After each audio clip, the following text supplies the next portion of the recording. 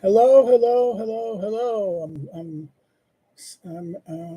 what say, trying to evoke the spirit of Ed, but I'm not Ed.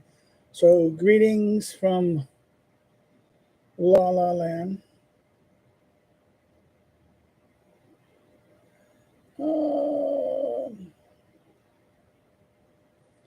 Uh, I got a crazy person in my Twitter, completely a guy I knew back at Dallas, who was kind of part of the Dallas cult of around the Straussians, but also with the the Colonites cult that was Louise Collin and her followers, who were kind of like these Catholic conservative slash into myth and things like this.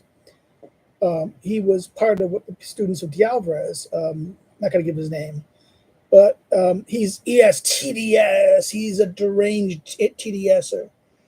Trump, Trump, Trump. He keeps on bombarding me in Twitter with all this crap about how Trump's a Russian spy. He's a fraud. Blah blah. All the kind of hysterical, unhinged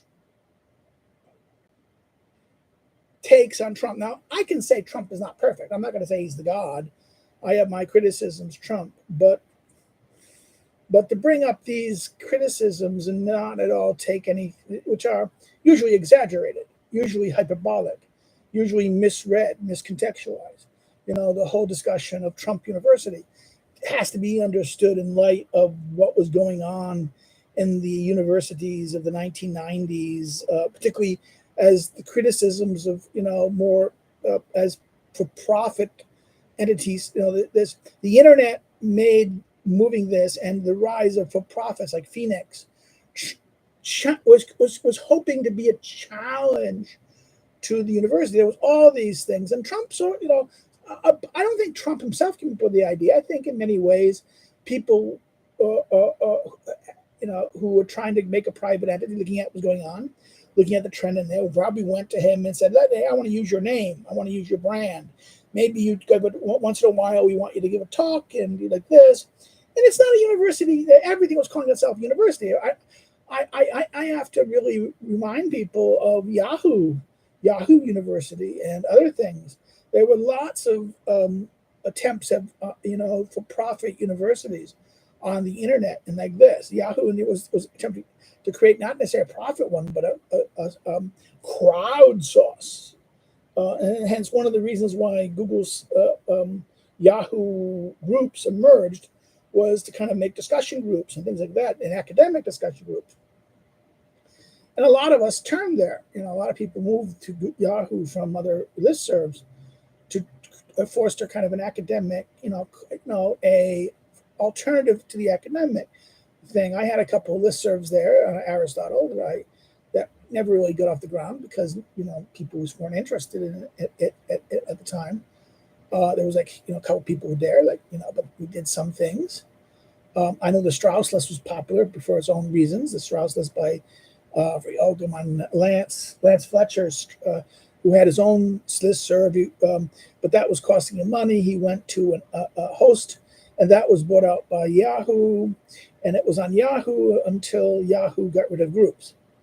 So whatever, I think Lance still has the archive of all the Strauss groups someplace on the internet. Lance, I think Lance lives in. His wife got a job. His wife was a judge, and she got a job consulting for the Georgian state and its constitutional reforms.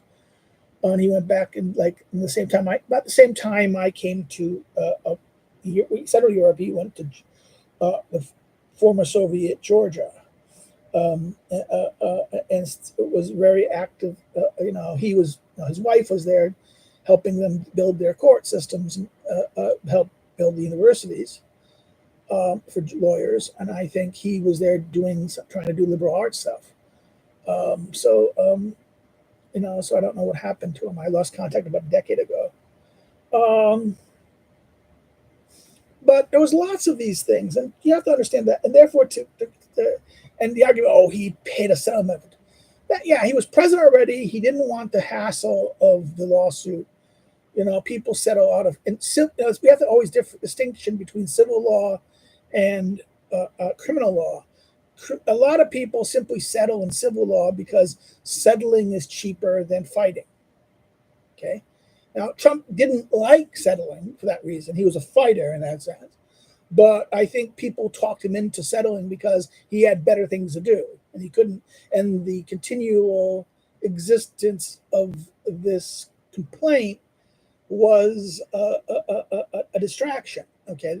But the funny part is all these morons like this guy who point this out fail to realize that the other guys, by taking the settlement and that there was no criminal prosecution of it at the time, and I think it will never be a criminal prosecution of it, proves that this is a non-issue. Because if they were really harmed, why did they take the money? Because they weren't going to, each of the individual people weren't going to get that big money. That was scheduled out for a whole bunch of people who were involved in the lawsuit.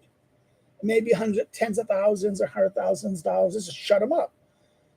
And I think, and it was not also, I think a lot of, and we don't even know the full extent of how much Trump himself paid versus the insurers and his partners paid, because it was not necessarily his alone. It was a joint venture. So therefore, we don't really know, and the settlement seals a lot of this information.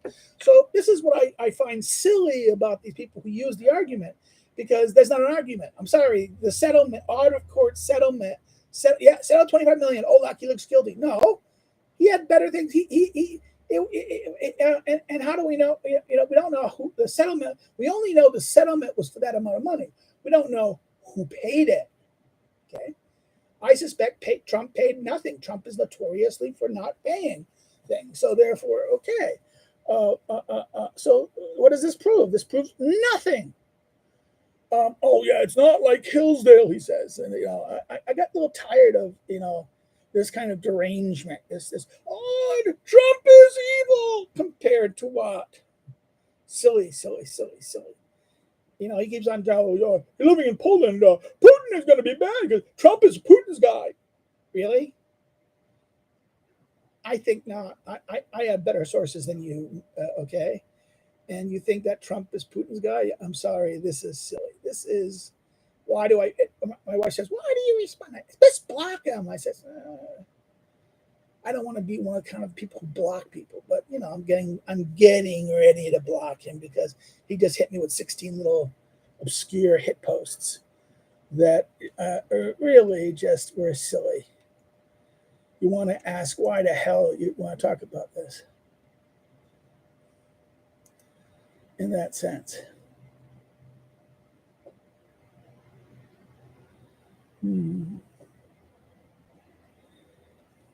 Notifications. Let's see. Okay. Like Donald Trump is supporting Russia and its actions, and treason if you're doing this nonsense.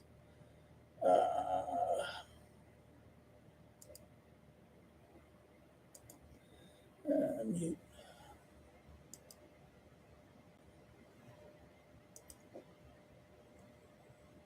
Silly.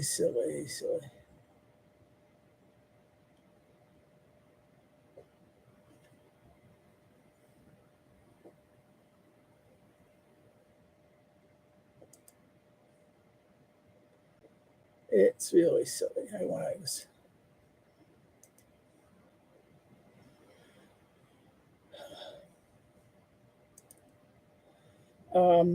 What else? Well, I'm back. We're back in Warsaw. That was a big trip in that sense. Sorry, I'm a little out of it. We had a little disaster, flooded during we were away, and my wife had to come back and deal with some things. And now everything is so humid in here, and it's because of the place is very humid, and we have to figure out. We have to get the air filter fixed, replace the filter, and replace 2 of the plugs over here. Other than that, Didn't get that bad. It was like mildly damaged. Little water over on that side near the out. It was interior. The water came from the toilet and the flood things because the water that hit it, like a foot of water hit much of the thing, and it overpowered the not a foot of water in the apart in the thing. It was like maybe in the room. It was like little pools of water, but the foot of water outside was flooded the drainage system and overwhelmed the water system in Baton. And so therefore, the ground floor, the underground area, the basement, and the first floor, the ground floor, and the first floor, European style, had some bathrooms that got water in them because of the amount of water in the system overpowered the water going out. Luckily, it was not that bad. It was like, but it required dehumidifying and things. It's very humid in here now. We have to do something. She's going to have to go get a humidifier or something.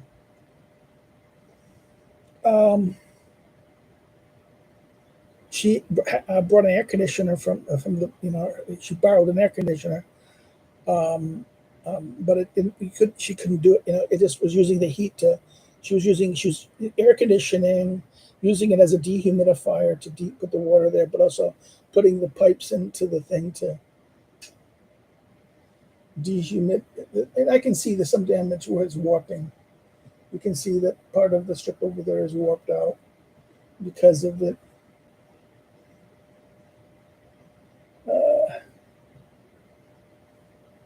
Because of the humidity.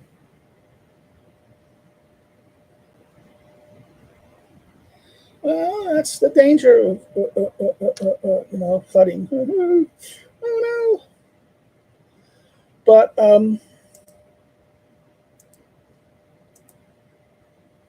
what else? My friend, my guy I know here, Lukács Perakowski, his book came out. And you can read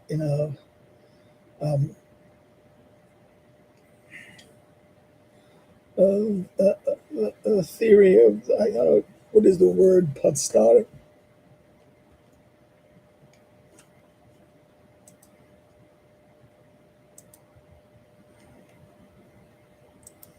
I don't know how to translate it.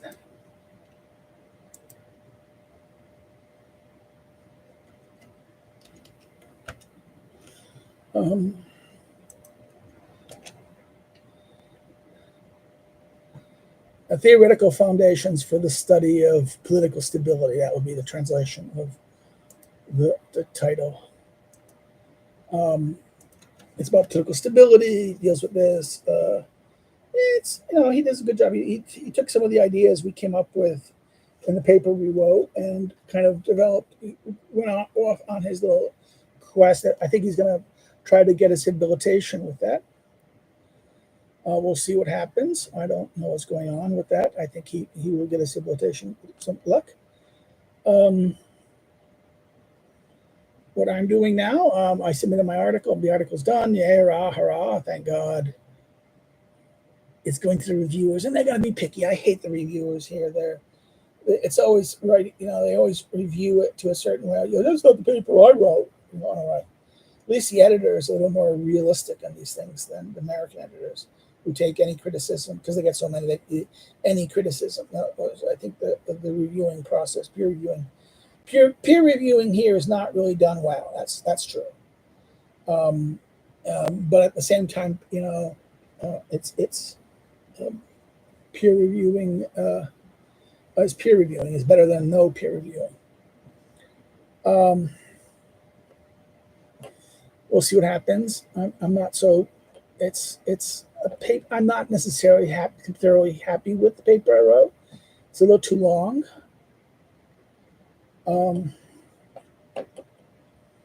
It addresses basically the discussion of the parts of this. It's Aristotle's political anthropology. I kind of introduce certain themes and then focus on the parts of the regime in that sense. The political nature, the naturalness of the city, the associational things, the discrete structure of the city based on household, and then focused on the parts, the question of parts. I could probably get rid of the part section and rewrite it to submit, but it would have been so vacuous. I wanted to add something. I wanted to add something to the analysis of this, and I think I did something there. It's not. We'll see what happens. I just got my comments finally back from the Poznan journal. One was very good, but recommended some corrections, but he didn't give me what the corrections were. The other one was positive. We gave the same answer the other guy did, but was more critical. So, basically wanted a political science article with there saying there was no hypothesis. And also the problem was for the journal, I had to cut about at least 20,000 characters out of it. So therefore and a lot of the things I had to cut out, was the stuff, the modern political science connection to the Aristotelian thing. Because I thought the paper would have been made more sense, without showing the teachment of Aristotle, the re-understanding of what Aristotle. This is basically looking at chapter 11 of book 4 about the middle class and what is meant by that, and reconceptualizing what is meant by that in Aristotle, and contrasting it to modern usage was not. I thought maybe that's going a bridge too far given the size of the paper. So I took out the modern element, but I can put it back in if they want it. But to do what this guy wants, I would have to add the modern, but it goes beyond their character limit. So I said to the editor, I can do this, but it's going to significantly increase the character limit. So we'll see what happens. I got a feeling that the editor is going to just simply go with it and not really, because one of the editors, the very positive, you said, "Oh, you're reading translations and criticizing." I said, "No, I was using the Greek. I'm using the Greek, but for the sake of the audience, I refer to the translation. I'm using a translation so that the people can follow. I'm constantly reusing the Greek here, and I put the Greek in here, but I interlinear with the translation so I can make a point. Because otherwise, if I did the Greek, you would be, I would go to a classics journal, not a political science journal. So that was, my work. Now I'm looking on. I need to get my ass off and submit my Midwest political science thing. I need to go do that because I'm going to submit something for the Midwest coming in next after Easter in the U.S. at Chicago again. It's always Chicago, and I'd like to go again. I went 2 years ago. And I'd like to go again. And this time I would like to, okay, you can see my empty bag and some books over there. I would like to address, at the previous paper I dealt with the variation, and I should rewrite that paper. It's going to be part of the book. And I'm making progress on the book. I think I'm almost done. I have made a lot of progress on the book. I think I will even include I will see what I do with the Aristotle's Prince section, chapters 10 and 11, because I think I might just go make a mini book of that quickly, and then make reference to that, but I'm not sure. I think I can always add it into the book. No, I'm not sure. I think I'll put it in there. But I can maybe make a mini book of that. I have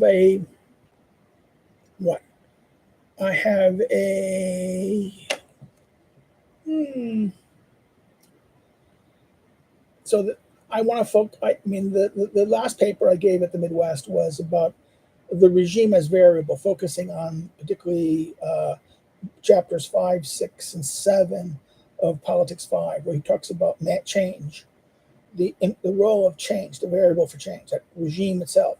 So therefore, focus on the specific regimes.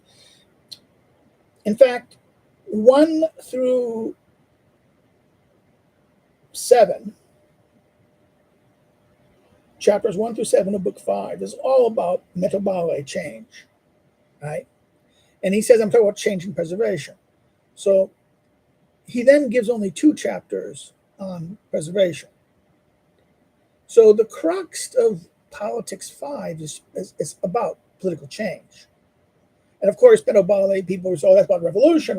No, that's a mistranslation of metabole. Metabole, and a misunderstanding of what he means. He means political change.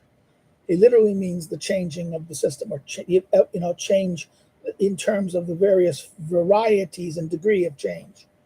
And that changes occur both between types, within types, and even substemically within this within a regime. So regime transitions within type, between types, but also substemically within a variation. Okay, so between those who are within that variation, and that may lead to a gradation, either of a change in variation or a change between types, right? So, but then so he ends with a brief 2 chapters discussion. In other words, he doesn't repeat the format. He now, this is, one of the reviewers complained that, oh, you're taking the view that Aristotle is offering a coherent a treatise or a coherent thing, and I think yes, he is, but he's doing it in a dialogical way. That's the problem. I don't want to argue. That's a separate argument. I would refer that reviewer to my 2004 book from LSU, where I kind of hint on the dialogical character. Yes, that there is, and there is it is a book. It is a thing. It is a book because the tradition has, even though you might say, oh, it's a constitution of essays and there's no coherence. This is the constructivist argument. This is it's a series. And then you get the same argument with someone like about Montesquieu. Oh, Montesquieu's not a book, it's just a coherent fragment.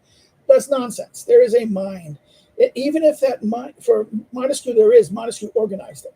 But for Aristotle, you can say, well, maybe it wasn't Aristotle, maybe it was an editor who did it. That's something I address in my 2002 book, 2003, 2004 book by LSU, in the introduction, about the question of is there a mind behind it? Is there a thing? And I argue, yes, there is a coherent mind behind it. If only if there's a text. The text presupposes a mind in that sense. The coherence of a text, an author, we must posit an author in that sense. There is a rational argument. There is a rational things. So therefore, the argument goes, well, because the argument that it's just a collection of things. Yes, it's a lecture, but it's organized. It is organized, and the fact there's an editor at play, that there's editors at play, suggests that we should actually have more rationality and more systemic structure. So why the editors don't give a systemic structure, right? So therefore, this leads us to a question that Aristotle focuses that change is more of a problem than preservation. Maybe preservation is that politics is about change and preservation. Change is 2 ways. Change and preservations have 2 directions, positive or negative. Okay, we assume that always preservation is good, but sometimes preserving something that is not adapting to a new environment is not a good thing. It will fail. It will ultimately not survive in that new environment. So sometimes change is necessary. Change is required for the health of the system. But also change, as we know, any organism, as a certain time, we hit a peak of a life cycle, that then all of a sudden we start to decline. So the question is, are political systems like human systems? Is there a life cycle to them? Is there a life cycle to the regime in that sense? And Aristotle doesn't really hit on that. He leaves that silent. And I assume that I think there is an implicit argument that there is a life cycle, in the sense that he argues for the naturalness of the political community in that sense. Like any natural thing has a longevity, has a longevity cycle. The question is, what is it? I know he focuses only on the longevity of tyrannies and the end of chapter 5, which is very interesting. The chapter 12 of, not chapter 5, book 5. Politics 5, the last chapter, chapter 12, where he criticizes, Plato's cycle of regimes, Socrates' account of the cycle of regimes. He doesn't think that regimes or change of regimes will follow a cycle in the way Plato and his Republic, Plutarch. In fact, one argues that I've always argued that Polybius' famous cycle of regime in his history.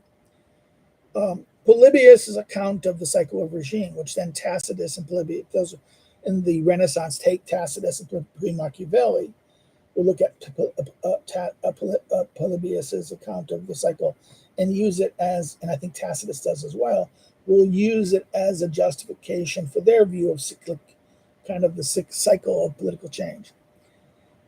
Aristotle argues that political change is not as simple. That's the cycle is not a simple cycle. It's more complex. And then he highlights the question of longevity of tyranny. He's quiet about the longevity of other cities. That's the thing. It would have been good if he's not talking about longevity. So the argument is, well,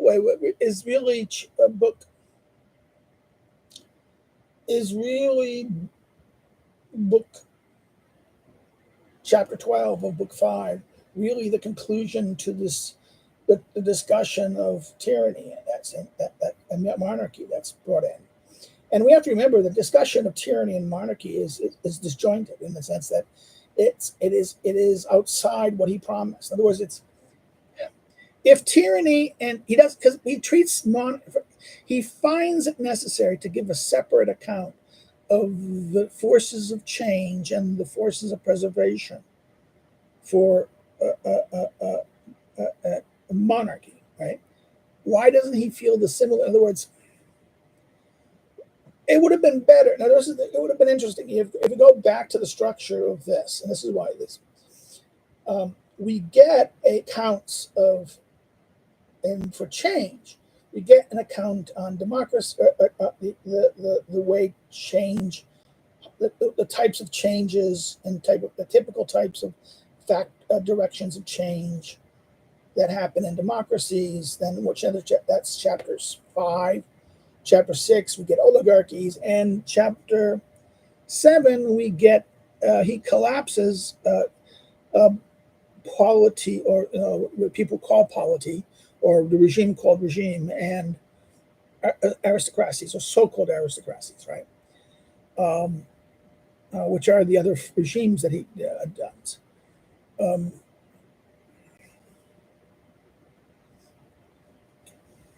And we should have taken from book 4 the pattern of this, where in book 4, starting with 4, we get democracy. We get 4, 5, and 6, which deals with democracy and oligarchy, and then 6 being a kind of restatement of it. We then get 7, 8, and 9, which are a very mixed, blurred account of regime called regime, or so-called polity, and so-called aristocracy. It's not. In other words, that the account of democracy, and 4 democracy, 5 oligarchy, and then 6 is a restatement of everything, right? And you would figure that 7 would be either polity or also called regime called regime, or echoing the pattern of first the rule of the many, then the rule of the few, right? But no, it blurs it, really blurs it. You would get chapter 7 would be one regime, either polity or regime called regime, regime called regime, or then chapter 8 would be so-called aristocracy, and then a review of it. No, he goes back and forth constantly the chapters.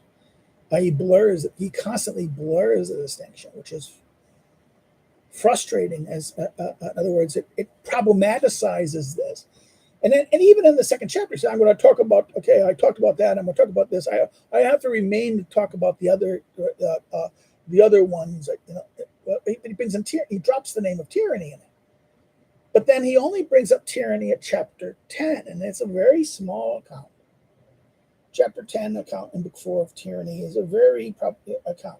And we have to remember that that in chapter 4, 5, and 6, the final forms of democracy and oligarchy, the fourth, and the fifth in the first account of democracy, the fourth and the second, and the fourth always in the cases of varieties of oligarchy, are tyrannical, are said to be forms of tyranny. So he really doesn't give us account of tyranny. And he's silent about kingship, where he clearly it relies on the account of kingship that is addressed in book 3, right? And I think chapters 12 and 13, or 13 and 14, yeah. So that's book 4. And so therefore, we take book 4, how he structures the regimes, the variety of regimes. Wouldn't he repeat that in his discussion of change? So at first, the general account of change. Then we should have the 5 regimes, right? And silence about kingship. But we only get democracy, oligarchy, and then blurring of again that echoes what he does in book 4, chapter 7, 8, and 9. Okay, the blurring of regime or polity, so-called polity, and so-called aristocracy, right? Blurring of that, and then a single chapter on chapter.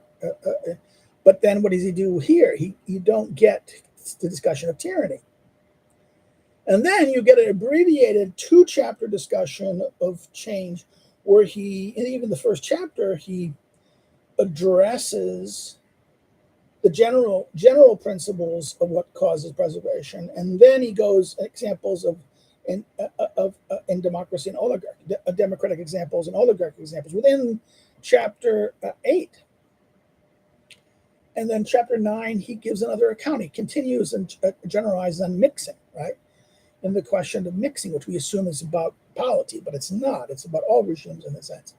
Remember, regimes are always a political culture. The political system, the polis, is a composite whole of discrete parts. And the regime is the ordering of those discrete parts by the ruling element. The polituma is the ruling element. And that gives form to the regime, which then gives shape to the polis, right? That is the structure of how that works. It's a discrete system of how certain parts within it give form, controlling it, give form to the whole, right? It's not the whole gives form. In other words, the whole itself and how the whole collects itself and identifies itself gives shape to itself. This is the modern construction. Rather, the shape is given by an assertion of a part, the ruling part, and the regime that it formulates, it helps shapes, gives whole to the part. In other words, this is how a part gives shape to the whole. And rather than the whole shapes the whole, right? That's the whole shapes the whole in modern theory of state, whereas Aristotle's conception in the classical polis is a discrete system. So therefore, we're constructed with a problem, a discussion of, and that's why my paper on change will, I think it'll be a good paper in that sense. I'll look at the thing. And that's what I'm doing for the Midwest. And I'm also working on a paper on the social and political form, the interconnection of the social form, which I call like the Gemeinschaft, Gesellschaft, the society community issue, and the state, the polis and state, right? The political form versus the social form, and the interconnection between, the interplay between, that there seems to be at one level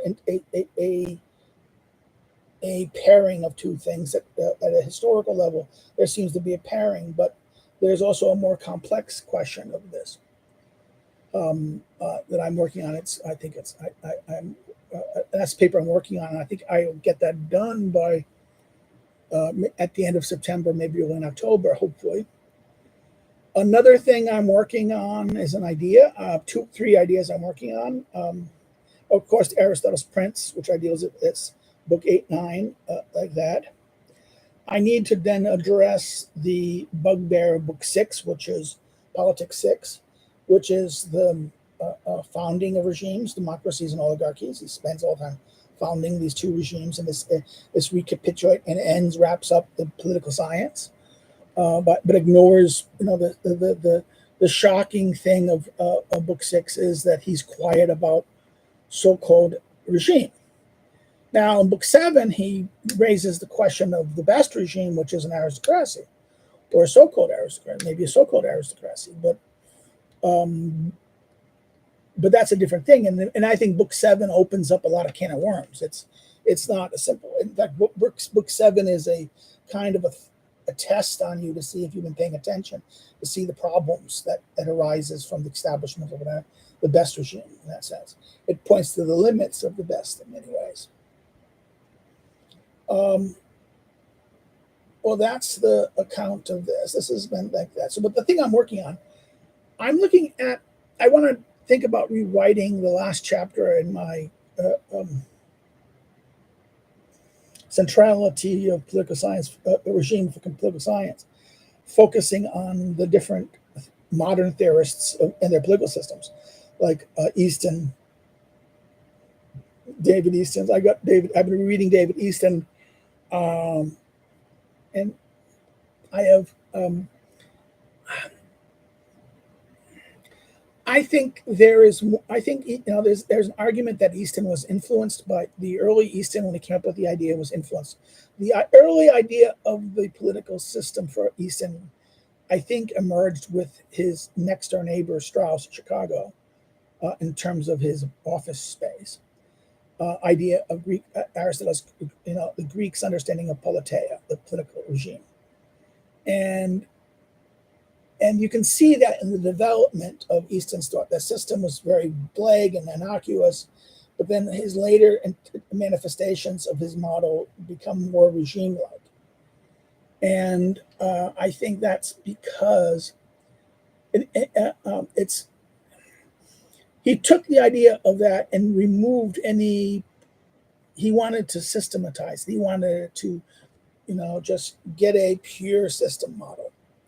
He took the idea of the system model came from the politeia. And I think you can argue that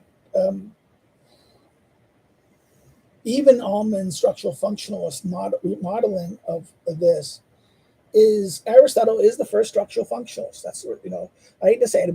If you look at the accounts of the politeia, you get a structural. The whole argument of how the regime operates and how political change operates, and why change emerges and why stasis emerges in 5 is structural functionalist. I'm sorry, it is a structural functionalist model.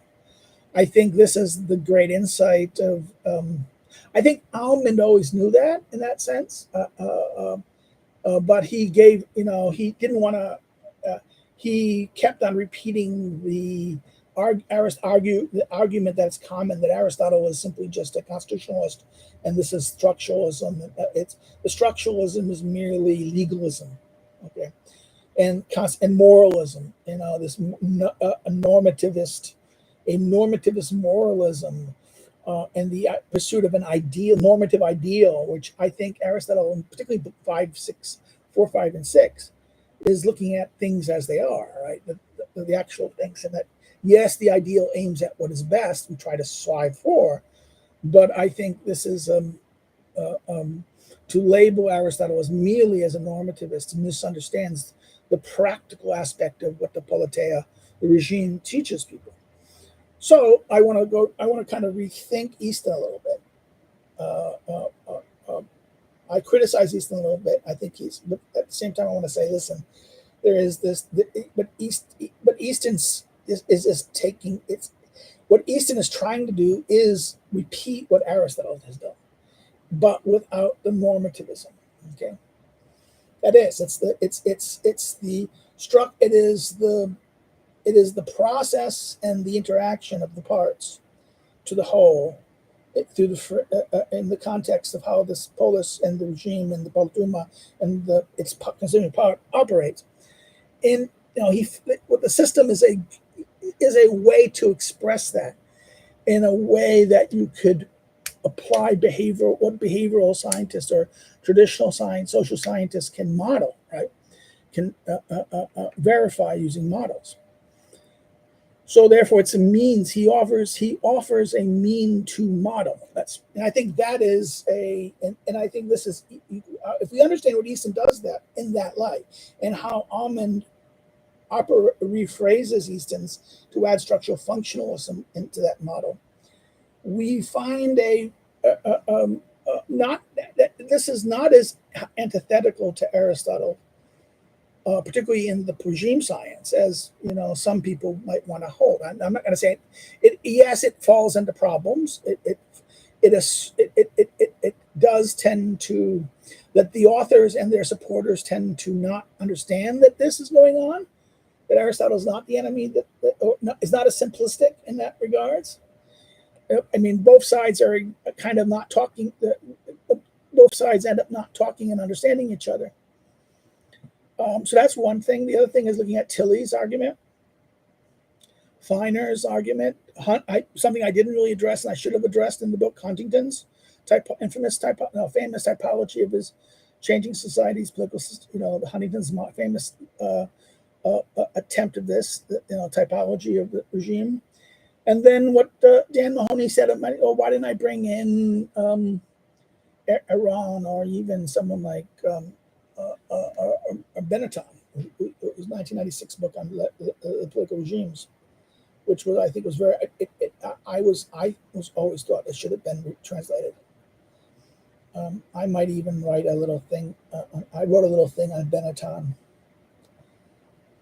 that I worked on based on my understanding of the translation. I think I sent it to someone I know who knows Baton, who translates it. And if he says I've understood it and this is not bad, I might send it to Voglinview or something like that. That's kind of out there. But and another thing I might do is redo my notebook on Aristotle's politics. I mean, I'm going to keep the one I have. I think it's a good one. It's shaped. It is what it is. And I think it has value. But I might just do a whole new notebook where I will give, and one that will be more. The problem with that book, it's all the charts can't be easily converted into. I can sell people a PDF of that. If they want to pay me like $10 for a PDF, I should find a way to get. I have a PDF of that. I have a PDF of that book. I wish people would buy it more, but I will sell. I should make a page and say, hey, if you want to buy my book, this for a PDF price, I will sell the PDF version for you for $10 rather than the $30 of the book. I can't do it because they only want Lulu only sells it can't UPubs, and I can't do. They won't convert. The graphs won't convert to UPub. So that's been really the big problem of doing an ebook of that. And people say, "Why don't you do an ebook? I would have bought the ebook. It would have been cheaper." Because it would have been cheaper in that sense. The print version of the book is still available. I hope people buy it. It is a good book. I think it was a mistake to make it put those extra. I should have got rid of all of the note paper. I should have just removed the spare paper, the pages in it that I left for people to put notes in it, because that was useless. I think people don't want a notebook. If I do a reprint, a second edition, I'm not going to do that though. I think it is what it is. What I'm going to do is make a new outline based on my own reading, a new structural outline, chapter by chapter. So first of the book, and then book by chapter by chapter,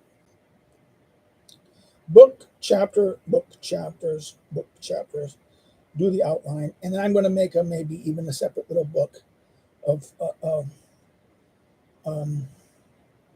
summary of the whole book. introduction of a book and what's the theme and like that, and then chapter by chapter summaries, and make an ebook of that. I think I might do that. That's going to be my thing, and maybe I'll do that. That would be kind of like something I can do and do this. So that's my projects. Now, a big announcement. Starting next week, starting Monday, I am re-releasing my Aristotle's Politics video series, and I'll be going through each time. It's Monday through Friday, so you'll get two things: you get a live stream and a video release of for help new people come see it and check it out. The people who didn't see it. This was 2 years ago. We did the politics. A year and a half, 2 years ago. So I'm hoping that I'm doing the politics one more time. I need this because I was going to start something else. I just had no time, and I want to get a lot of writing done.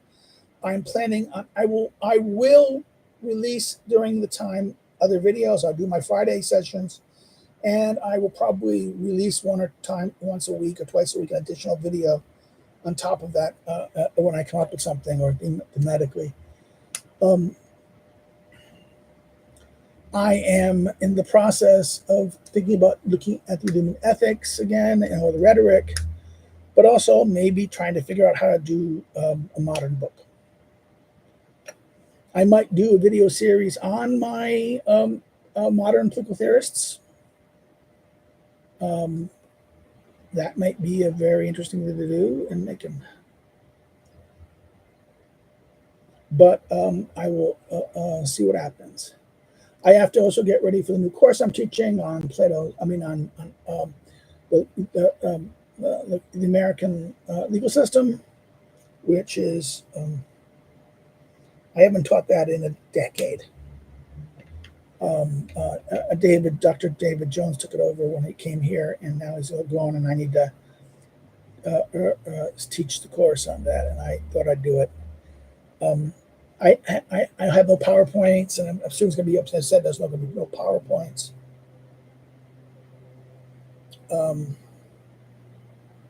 I have the reading list. I'll just go through the reading list. I have to go, just prepare a series of lectures the next couple of weeks, and then sometime this week and next week, this coming week, I will probably be having to go to school to be part of the September round of recruitment. I have at least one or two students who are going to be defending, so it's that says I sent the student submitted something, and one student did a good job. The second student was still sloppy, and there's a lot of problems, and it's not formatted correctly. And I needed to go say, listen, you have to format it correctly and do things and change the paragraph structure. I don't think she'll get it in time because it's like the 6th of September is the deadline that she needs to have it done. And I gave it to her 2 days ago. When did I give it to her? Honestly, when did I give Olivia her? I'm sorry, I'm sorry. I'm not going to go to the Southern Political Science Association. It's going to be Puerto Rico. I would love to go to Puerto Rico in January, but I just can't handle it.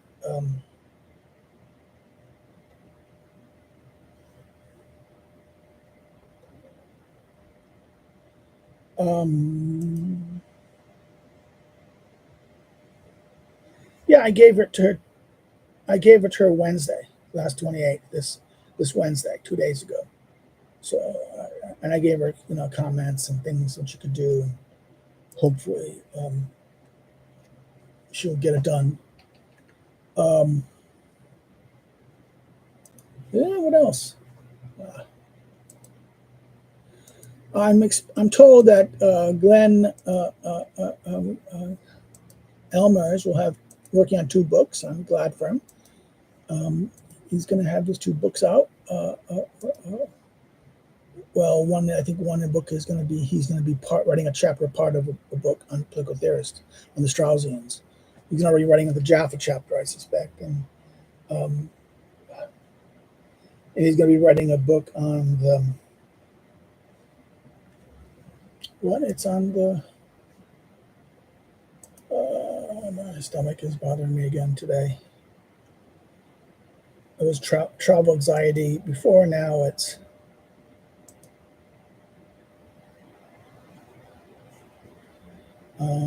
travel anxiety. People are harassing me about the political science meeting in Rouge. I'm not going to go to. People saying, "Oh, it's going to be a big thing." I said, "I should have got a paper down." I honestly was overworked in that sense this year, and um, uh,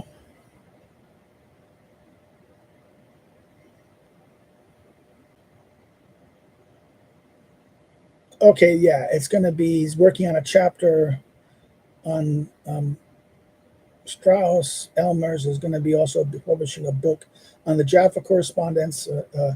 A book basically about Jaffa's correspondence and some unpublished essays of Jaffa, and then his sequel to the Narrow Passage book, during on the early Greek stuff, which I think what people should be interested in seeing. I hope people like me will find it interesting to have. Uh, I know I'm busy in that sense. This is going to be my work. My work is going to be focused on doing an Aristotle like this. I might do this thing on these early modern stuff, and I might, if I don't rewrite, make a second edition of my centrality, expanding that chapter. I just might do kind of like a little booklet or a little thing about the various different recent modern political theorists of the past 40 years, a treatment of the political system in that sense, and the different and their differences between them, and then comparing it to Aristotle in that sense. That's that, and that would be kind of like con, you know, um, a continuation of what I tried to do in my the third chapter. The fourth chapter. I mean, the fourth chapter of that book. Which is contemporary political comparative politics and revising the regime, right? So um,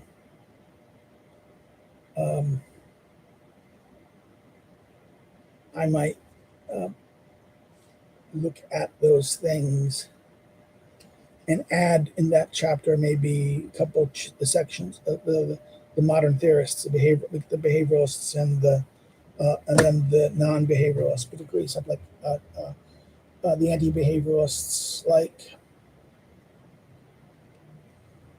if Easton, Almond, and Dahl, and what else? Easton, Almond, Dahl. Then the non ones are like Huntington, Feiner, Tilly. Then that leads to people like Theda Scott Pohl and the state theorists, the return of the state theorists. And then you have, in many ways, Tilly is part of the. You can argue that Tilly is Feiner, and not so much Feiner, but Tilly is clearly someone who plays a role in the revival of the state theory. But he also likes regimes in that sense, and that is um, the early Tilly is more kind of the development of the modern European state, and then his looking at the regime is later in that sense. The regime comes later in Tilly's thought. So that's kind of a interesting thing to highlight up on. So that's today. We've I'm sorry if it's been boring. I didn't see any. Usually, I get we're one person shy of 500 people members. Let's see, I was checking now. Nope, still. And I didn't get Corlitt's. James Corlitt's did not give a comment that I could comment from on, so I didn't get anyone comments.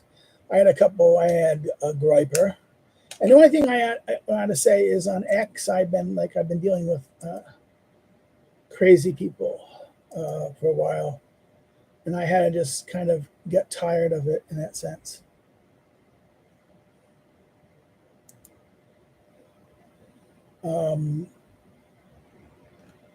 A friend of mine says, "Why aren't you doing more about the talking about American politics?" It's. I think that enough people talk about American politics. I made my comments on England, and every time I talk about England, I get a nasty comment. YouTube people can make. Oh, you can be warnings. The British government might call that. So we'll see what's going on. Well, that's it. I'm going to stop today. Please like the chapter if you liked it. It helps. Maybe you don't like it, so I understand why it'd be boring. This is the end of our August series. We turn in September. We'll do the live chats. I might do a book chat. I might do, I don't know what days, maybe on the weekend or something. I might do a book thing, different book. So people want me to do a book or talk about a book. I'm been busy on that. I start doing my Shakespeare group. Part of the people I'm with, we're looking at Shakespeare's Greek play starting in the second week of September. Not this coming, not the first weekend, not the first Sunday in September, Saturday, but following that, the second Saturday of September, we will start doing the Greek plays. We were the so-called 5 Greek plays. People say, "Well, what are the 5 Greek plays?" Well, those are Midsummer Night Dream, Troilus and Cressida, Timon of Athens, Comedy of Errors, Pericles, Prince of Tyre. These are the 5 so-called Greek plays. And I think all are comedies, if I remember correctly, which is very odd that the Roman plays were all tragedy. Shakespeare's Roman plays are tragedies, and his Greek plays are comedies. And the Greek plays do not, the tragedies, actually his English plays are tragedies as well. Even Henry VIII, it's a tragedy. It's not necessarily Henry VIII, it's the tragedy of his advisor, the principal advisor.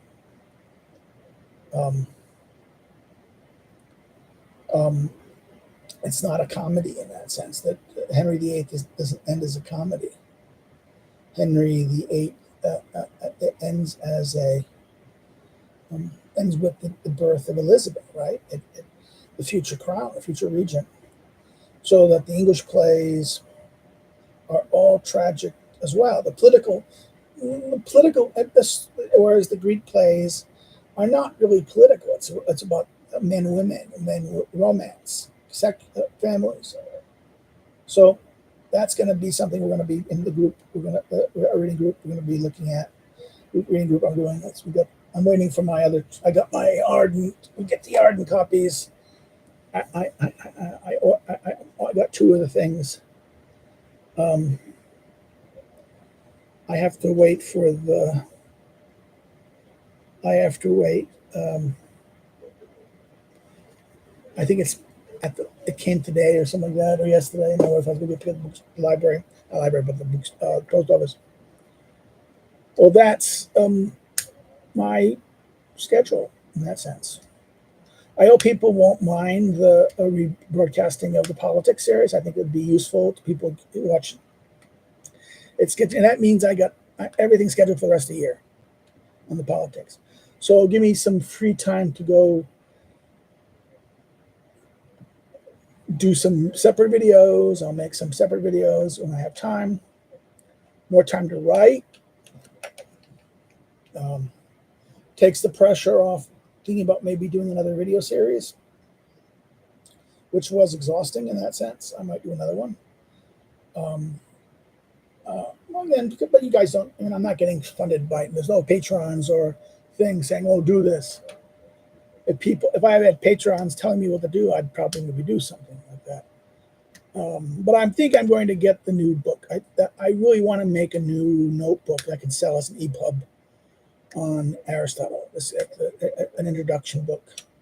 it's going to piss my academic colleagues off, and I'll do another. But I'm going to wait for my academic book to go up there. This is going to be a student book. I'm going to call it a student book. I'll make it that will be sold as a book, but then I will also publish it as a EPUB, and hopefully I'll make a little more money. Right?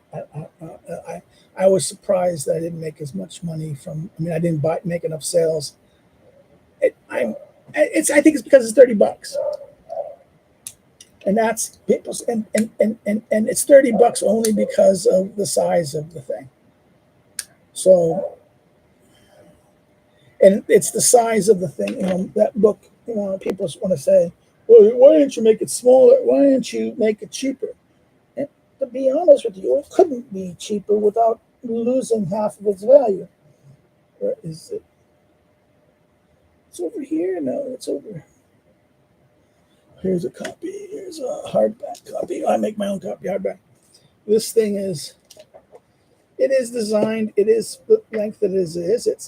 It is a study. It is a guide, a study guide. It's so that you can read it. It's not short. It has large margins so you can take notes and do your own little thinking about things. It has lots of graphs and charts. But I did it here so that people can have understandings of this. The problem with these other graphs and charts, right? Making this as an ebook would require the charts all wouldn't work. I tried it. It was a disaster in ebook. I tried making an ebook from it. It was all the charts were like collapsed, and it just didn't like it. EPUBs didn't like the charts, didn't know how to handle them. If I make my new thing, I'm not going to have any charts in it. I'm not going to do any charts and things like that. I'm just going to do an outline. I'll make an outline and a summary, or maybe just do the summary separately. An outline and sell an outline of the text, an analytical outline, and that separately. It's just because I'm tired. I need to make some real money in that sense. My wife, we have to get a new car, and we're getting a little, because the Polish laws changed. So our car's too old, and they're going to say, you can't keep your old car. You can't go into Warsaw with your old car. And I live in Warsaw. It's kind of like, and it would be nice to make enough that I could just pay off, just do that and not worry about crap. Okay, that's it. We're at an hour. I promised I'd shut up. Please put your comments and your questions. If you like it, hit the like button. There's 2 people here now, so they can just come at the end of the video. They can catch the other, go watch the early part where I talk about Aristotle's politics and what I'm doing. You can check out my social media links below, and the academic social media links below that. If you want to help me, you can always do so by Patreon or Subscribestar. I understand there's not many people doing that. People want no money, and there's like so few of you. Yeah, and anyone, you have to understand. Only people with several thousand people. I don't have several thousand, but today we're at the cusp of 500. We have 499. 499. It's going to be like, maybe if tomorrow someone subscribes, and I'll have to do the video, the 500 subscription video tomorrow. Maybe I can, or I'll get the 500 watch. We'll make that little video. 500, yeah, I'll smoke a cigar. I'll do a academic agent. Now it's funny that AA is on. I kind of did a video release, a picture of him talking. Well, he's been on interviews, so he's been lately reviewing himself more and more.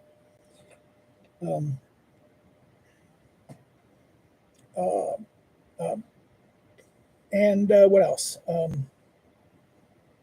That's that. You can check out my books. You can only buy ebooks of this now. You can't seem not to be able to order on Amazon hard copies of this. So you can order through the university itself website. You can get an ebook of this, like, was it 15 zloty or 20 zloty, which is what? That's divided by 4. Divide by 5 for the euros, and divide by 4 for the dollar. That's the approximate cost of that. Well, that's currently still available in that sense. Then what else? And of course, this the notebook for Aristotle is currently available. And you can always buy LSU. It's LSU, my LSU book, Aristotle's Best Regime. That's still available. Well, therefore, that's it. That's my day. I'm over my hour. I promise to do this. Guys, please put comments. Please put themes and issues you want me to talk about and things like this in September, and maybe even video suggestions. Okie dokie. I'll let you guys go. Take care and bye bye. Have a good one. See you. Bye.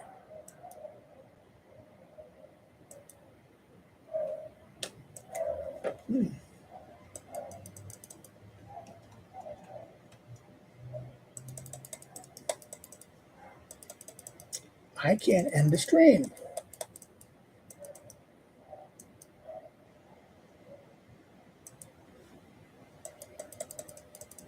It won't let me end the stream. What's going on here?